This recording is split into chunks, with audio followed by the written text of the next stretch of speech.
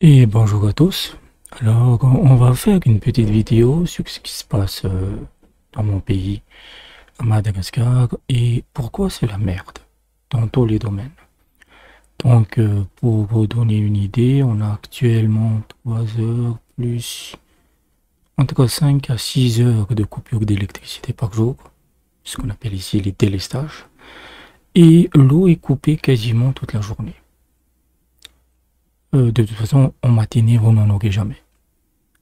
Et ça dure depuis des mois. Je dirais, ouais, depuis 6 ou 7 mois. Ça, c'est l'aspect, on va dire, le plus grave, en fait. Même si les coupures d'électricité, les délestages, en fait, ils se ont commencé à s'aggraver depuis 2021. À l'époque, vous avez eu un transformateur de 120 mégawatts qui a cramé, soi-disant accidentellement, mais c'est pas toujours le cas, en fait. Il faut jamais oublier que dans le coin, vous avez des gens, vous avez des hommes d'affaires,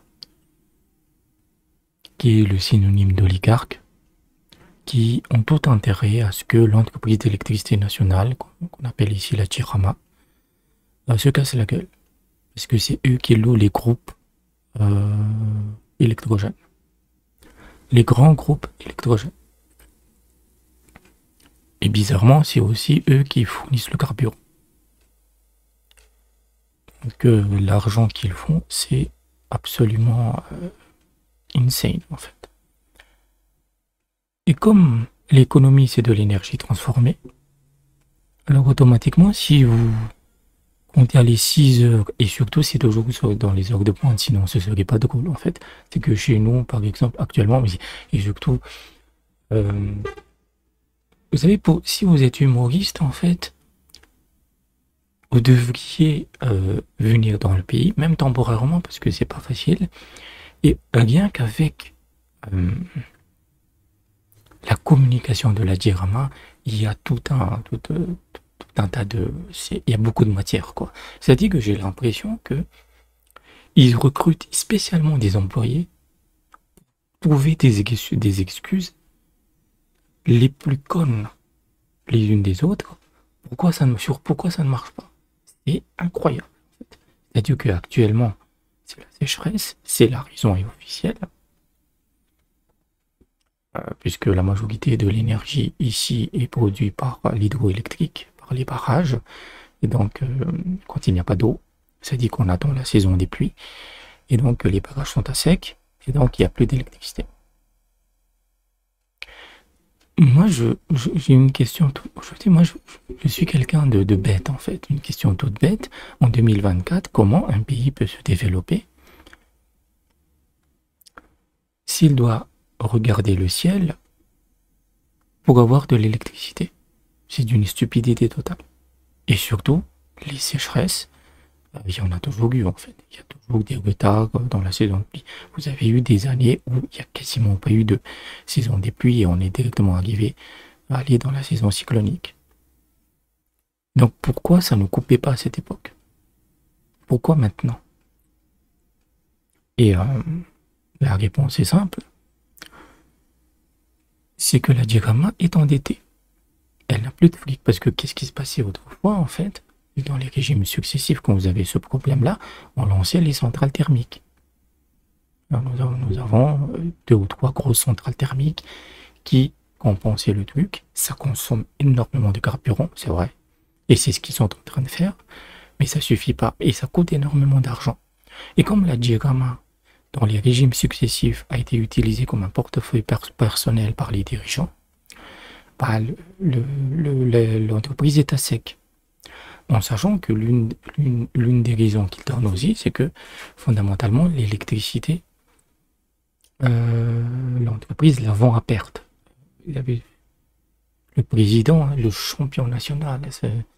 Bon, non, mais ce mec est un désastre. Le régime Radziwiłł est un désastre ambulant. C'est un désastre en politique intérieure. Donc la politique extérieure, il n'est pas trop mal. Mais en politique intérieure, dans tous les domaines, c'est la merde, en fait. Je ne me souviens pas, parce qu'on a eu des régimes de merde. Hein. On a eu que ça, d'ailleurs. Mais j'ai jamais connu un régime aussi médiocre, aussi impuissant en fait face au problème. Donc là, diagramme avant à perte, donc je me rappelle du prix qu'il avait donné en fait. Des gens qui ils, euh, ils le vendaient à 10, je sais pas si c'était 10 centimes ou je me rappelle plus, à 10 et alors que la production coûte 20. Donc vous aviez, non, il le vendait à 15 et la production coûtait 25. Donc il y avait 10, le prix 10 de déficit structurel à chaque kilowattheure. Mais pour moi, c'est pas un problème en fait. Une entreprise de service public n'a pas à être bénéficiaire. À la limite, c'est bien qu'elle soit à l'équilibre, mais une entreprise de service public, en fait, et c'est pour ça que ce sont des managers, en fait, ce ne sont pas des hommes d'État. C'est pas grave si c'est à perte, parce que c'est un service public. Son rôle n'est pas de gagner de l'argent. Son rôle, c'est de fournir un service public abordable. Mais comme c'est totalement endetté, les fournisseurs de carburant ne veulent plus alimenter le truc, en fait. En sachant que les contrats de carburant, on ne sait pas avec qui c'est signé. Le principal fournisseur, c'est Oman. Et ensuite, vous avez les 3 ou 4 entreprises ici qui se partagent le truc. Mais sinon, on n'a aucune transparence, en fait. Moi, je me demande toujours pourquoi on ne va pas directement chercher du carburant là où il est moins cher. En Russie, en Iran. On va dire qu'il n'y a pas de raffinerie, mais il faut les construire, en fait. C'est catastrophique. Et donc, vous avez un déficit. Vous avez un déficit énorme. Et c'est la même chose pour l'eau. De toute façon, si on n'avait pas d'eau, on n'avait pas d'électricité, puisque tout se base sur les barrages. Et vous avez comment on commence à avoir des troubles, mais c'est des troubles de l'opette, en fait. On va brûler quelques pneus, etc. Et ce qui est insupportable, en fait, ça fait des années que ça dure. C'est le deuxième mandat du gouvernement Katsuhil. Il n'a jamais réglé le problème. Et moi, ce qui me rend vraiment insupportable, c'est les grosses annonces. On va faire ceci, on va créer des barrages électriques, on va faire des stations de pompage. Il n'y a jamais rien qui est fait. Jamais rien, en fait. C'est juste des projets. Ça reste à l'état de projet, en fait. Et pour moi, en fait, l'un des cœurs du problème, il y en a d'autres, hein, c'est que le régime Katsuhil, en fait, il a tout misé sur la Banque mondiale et le FMI. Pour moi, je l'ai déjà dit, c'est des abominations. La Banque mondiale et le FMI qui demandent constamment, que ce soit les plus pauvres qui soient taxés et les multinationales qui soient exonérées. Le tarif Optima, là je parle ici, je ne vais pas tout détailler, mais voilà, si vous habitez à Madagascar, si vous connaissez l'actualité, vous comprenez le tarif Optima de la Tirama qui a été mise en place il y a quelque temps, c'était l'année dernière, ça a été une exigence de la Banque mondiale. Où en fait le tarif de l'électricité varie selon la consommation. Donc les plus riches dépensent plus. Mais c'est une stupidité totale. Parce que ça signifie que qui consomme le plus d'électricité ici? C'est les industries.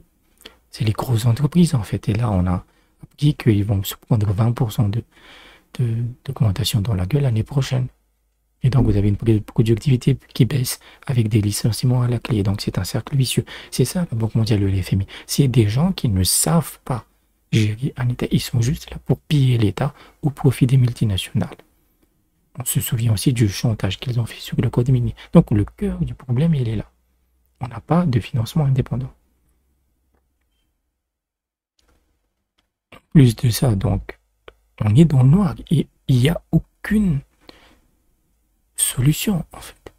Ils n'ont pas de solution. C'est des brels.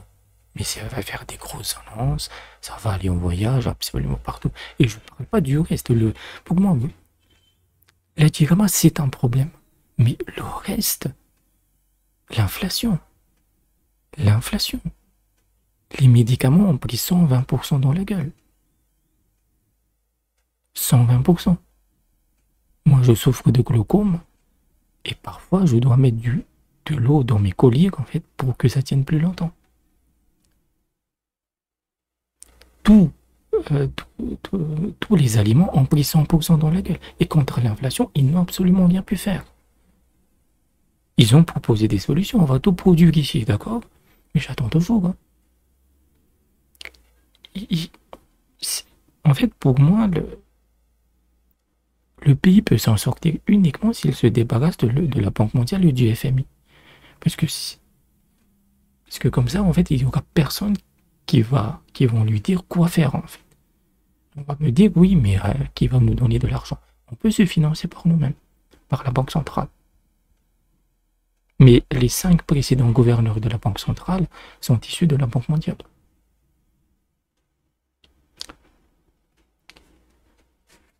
C'est comme si vous aviez, je sais pas, je vais prendre une métaphore, vous avez un voisin qui est un voleur. Vous savez que c'est un voleur, c'est un parasite.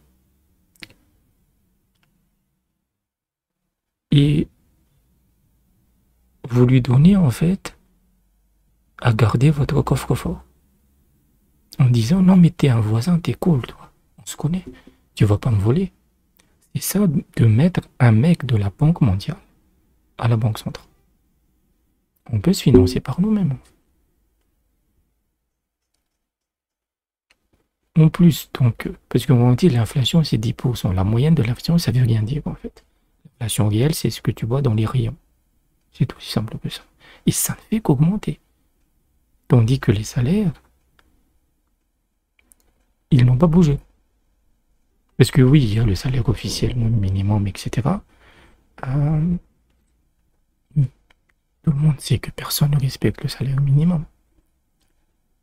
Et en plus de ça, vous avez un taux de chômage dans les provinces, parce que les 6 heures de coupure et la sécheresse, c'est voilà pour la capitale, Antananarive. Mais si vous allez dans les provinces, c'est bien pire en fait. Et le chômage, par exemple, dans la ville comme Tulia, je suis parlé depuis très très longtemps, c'est ma ville natale, il y a 70% de chômage chez les jeunes. Et à partir de là, en fait, il faut bien comprendre que quand vous avez une pauvreté comme ça qui s'installe, vous avez vraiment les gens qui sont à bout, en fait. Ils s'entretuent entre eux. Ils s'entretuent entre eux. Et ça devient du n'importe quoi. Les gens sont exploités pour de la misère. Et malgré tout ce qu'ils peuvent raconter, en fait, moi, je ne vois pas d'avenir pour le pays. Ils ne pourront pas s'en sortir tant qu'il n'y aura pas une véritable prise de conscience, une révolution par le peuple, en fait. Et vu le système en place, la révolution ne peut pas se faire par des votes, malheureusement. Elle ne peut être que par le sang. Et en fait, je le vois aussi dans de nombreux pays, et c'est absolument... ça me rend furieux parce que c'est le retour de l'ancien régime. L'ancien régime, c'est un peu la monarchie, en fait. C'est-à-dire que vous avez une élite politique qui est totalement déconnectée du sol. Voilà. Il est à moitié malgache, il est français, il avait tout un pataquès quand on a découvert qu'il était français. Ses enfants étudient à l'étranger. La majeure partie de sa vie, il a passé à l'étranger, comme tous les dirigeants. Et c'est ça que les gens ne comprennent pas, en fait. Ceux qui vous dirigent depuis toujours, quand je parle du régime Radjomapian, de Ravalman. Ravalman était beaucoup plus tourné vers les anglo-saxons, l'Irak, etc. Moi, j'ai écrit un livre entier dessus. Et c'est des étrangers qui vous gouvernent, en fait. Avec le visage et la peau de malgache. Ensuite, derrière les élites, vous avez les oligarques, donc ceux qui contrôlent le pays, que ce soit les Chinois ou les Indiens. Les Chinois, beaucoup moins. Beaucoup moins. Ils sont présents dans le BTP et autres. Dans les terres aussi, ils sont pas mal. Mais les Indiens et les Français, c'est-à-dire que dans tout ce qui est stratégie, je parle ici par exemple de tout ce qui est groupe électrogène, etc., le carburant, c'est les Français qui sont d'ici. Et derrière eux, en fait, vous avez les médias. Je suis effaré par la nullité des médias malgaches. Ils sont C'est des paillassons. C'est des prostituées, en fait. Il n'y a pas la moindre critique. Vous avez quelques médias ici là, mais c'est de la critique de quel niveau? Ils ne font pas, en fait, une critique radicale. C'est-à-dire au sens de racine. Jamais vous verrez la Real TV ou l'autre, comment il s'appelle, l'autre crétin dans le sud, le judoka, qui est tout sauf un national, hein, qui est tout sauf un nationaliste. Ils ne critiqueront jamais la Banque mondiale. Ils ne critiqueront jamais le FMI. Ils ne critiqueront jamais l'Occident, en fait. Parce que c'est cette mainmise occidentale qui fait que le pays n'avance pas. Et la servilité des médias, moi, ça me... Je dis, à une époque, il y avait de vrais médias. On a eu l'affaire de la Gazette de la Grande Île, qui a été fermée en quasiment 24 heures. Là, j'ai pu voir à quel point le régime peut être vraiment violent. En fait, pour ceux qui ne connaissent pas le pays, en fait, ce que je vous raconte doit vous paraître abscon, en fait. Mais ceux qui connaissent le pays doivent savoir... je ne peux pas tout détailler, il y a tellement de choses qui se passent. Mais c'est un ancien régime. Et donc, vous avez les médias, et vous avez une petite partie de la population qui en profite des miettes. Moi, je les vois, hein, les immeubles de luxe qui popent comme des champignons, les villas, les voitures de luxe. Vous avez les restaurants haut de gamme. Avec le chef, par exemple, la Line, sa table, elle est pleine à craquer avec 6 mois d'avance pour réserver. Et vraiment, c'est important ce que je veux dire, c'est que vous avez une petite partie, c'est 12, 10 à 15% de la population qui s'en met plein les poches. Et c'est pourquoi c'est extrêmement vicieux, parce que c'est ce 15% en fait qui va continuellement voter pour les mêmes salopards à toutes les élections présidentielles, municipales et législatives. Ce qui fait que dans les tableaux Excel de l'état de droit et de la démocratie, tout va bien. Mais vous avez, les gens meurent de faim. Sur ces 5 dernières années, il y a eu 1,2 million de personnes qui sont tombées dans la pauvreté extrême. La plupart n'ont juste pas d'argent, en fait. Je le vois même dans mon cas. Donc voilà, et c'est terrible, en fait, cette élite, en fait, qui prend les gens constamment pour des cons. Ils se pavanent, ils disent, ils ont des solutions, non, ça ne marche jamais.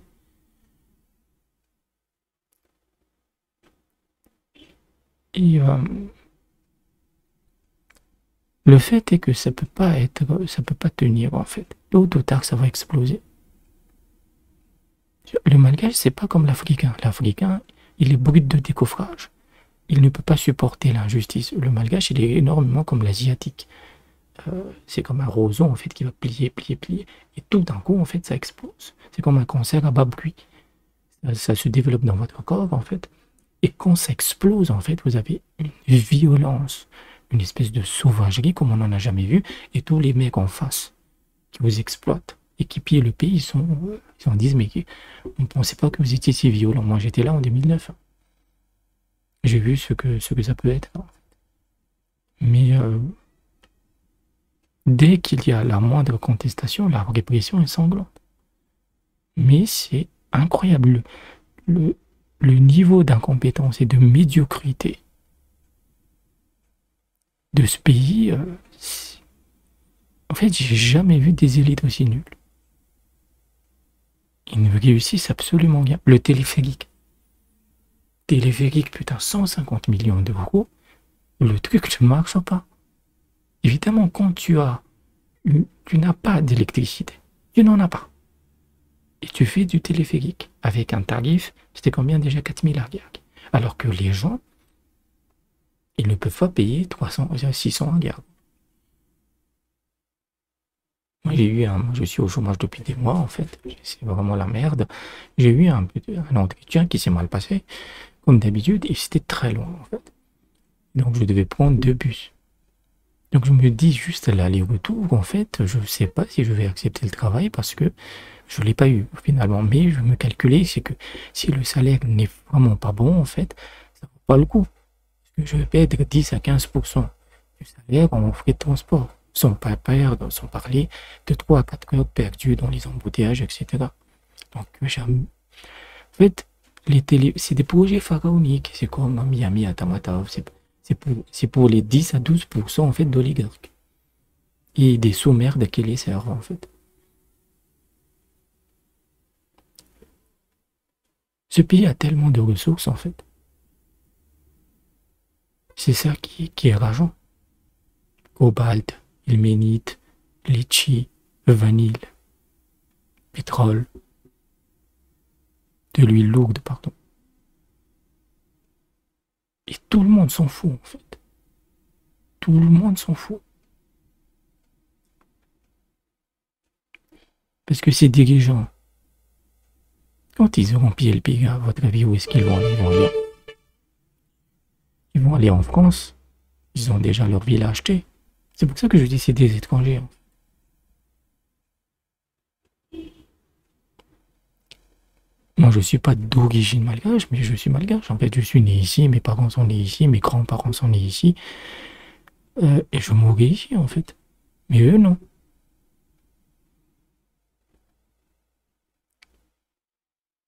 Il faut que la population comprenne ça. Cette élite oligarchique, en fait, elle vous esclavagise depuis 3 siècles. Et ça date depuis l'époque monarchique, en fait. J'ai écrit un livre, hein, Madagascar.